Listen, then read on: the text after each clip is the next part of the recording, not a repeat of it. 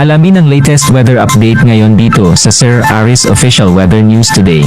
Bumuling update natin sa lokasyon nitong si Bagyong Tino. Ito ay nasa layong 490 kilometers west-northwest ng Pag-asa Island, Kalayaan, Palawan.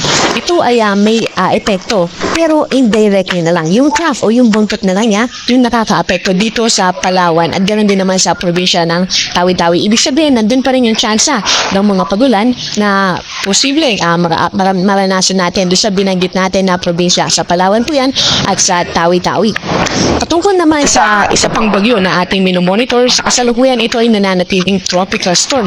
Pero kung papansinin natin yung lawak ng kaulapan na may kaugnayan dito sa bagyong si Fungwong, ay malawak po ito. Umaabot ito ng 700 kilometers mula sa sentro. At nakikita natin sa ating analysis na sa mga susunod na oras o araw ay bahagya itong liliit habang ito ay mas nag-i-intensify pa. Pero eventually ay mamuli itong lalawak kapag ito ay naging super typhoon na.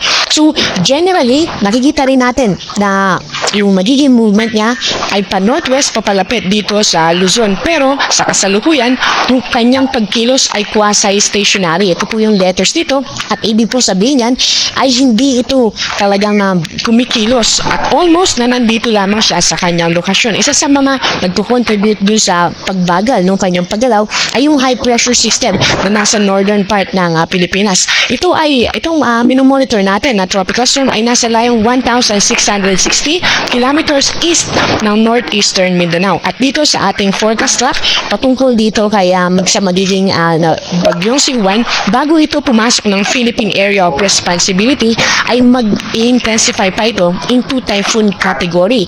At pagpasok niya ng PAR by Friday night o kaya naman ay Sabado ng umaga, ito ay mas lalakas pa at aabot ito ng super typhoon. By